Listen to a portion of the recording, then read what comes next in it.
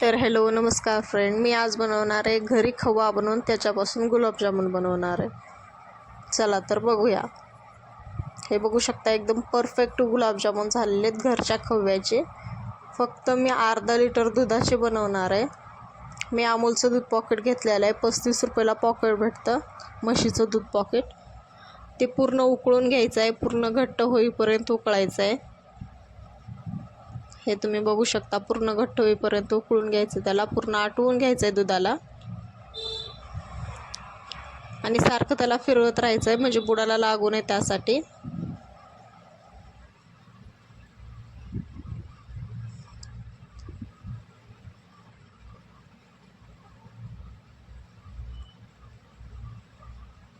पूर्ण दुधाला आटवायचं आहे, ओतू जाऊ नये त्यासाठी फिरवायचं आहे आणि बुडालाही लागू नये.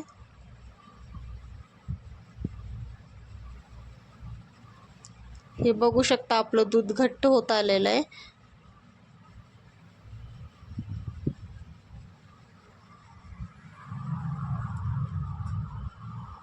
हे बघू शकता होत आलेलं आहे.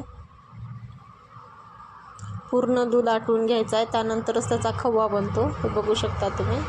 हे माझं ऑलमोस्ट झालेलं आहे. हे बघू शकता माझा खवा झालेला आहे ऑलमोस्ट.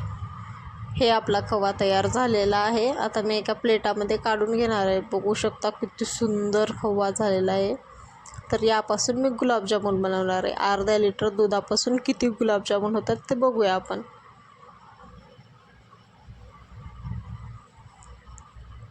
आता त्या खव्यामध्ये मैदा टाकणार आहे. मैदा टाकायचा आहे, थोडा टाकायचा आहे. माझ्याकडून जास्त झालेला आहे मैदा, पण थोडासाच टाकायचा मैदा.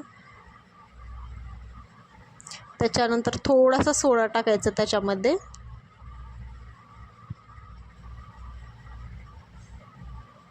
आणि व्यवस्थित मिक्स करून पीठ तिंबल्यासारखं तिंबून घ्यायचं.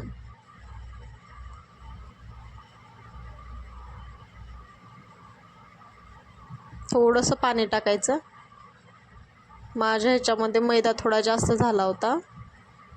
थोडासाच मैदा टाका तुम्ही. गुलाबजामुन तरी माझे परफेक्ट झालेले आहेत गुलाबजामुन. तुम्ही बघू शकता, सुरुवातीला मी दाखवले.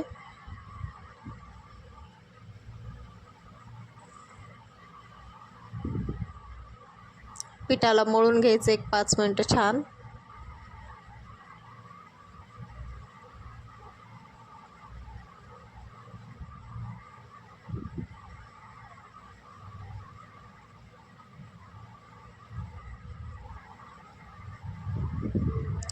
तर माझं पीठ मळून झालेलं आहे.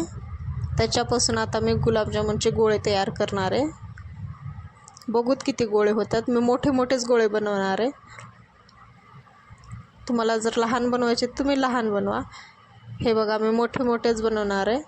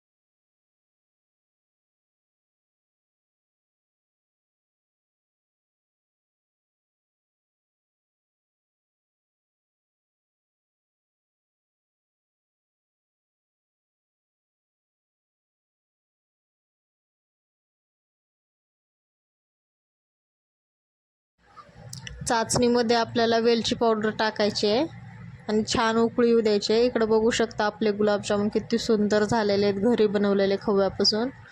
एक नंबर असे झालेले आहेत. ब्राऊन झाल्यानंतर मग काढून घ्यायचं आहे त्याला तेलामधून.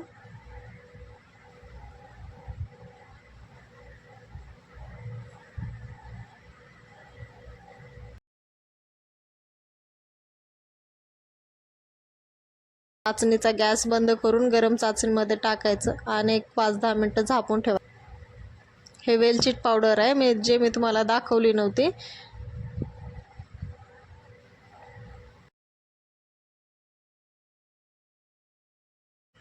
तुम्हाला सांगते एवढे सुंदर झाले होते ना, खाण्यामध्ये एवढे टेस्टी झाले होते ना. बाहेरचा खवा कसं मिसळ देतात, पण आपण घरी खवा बनवून एकदम परफेक्ट गुलाबजामुन बनवू शकतो. मी जी प्रोसेस सांगितली त्या प्रोसेसनं जर तुम्ही गुलाबजामुन बनवलात ते पण घरी खवा बनवून, तर एक नंबर परफेक्ट गुलाबजामुन होतील. चला तर बाय.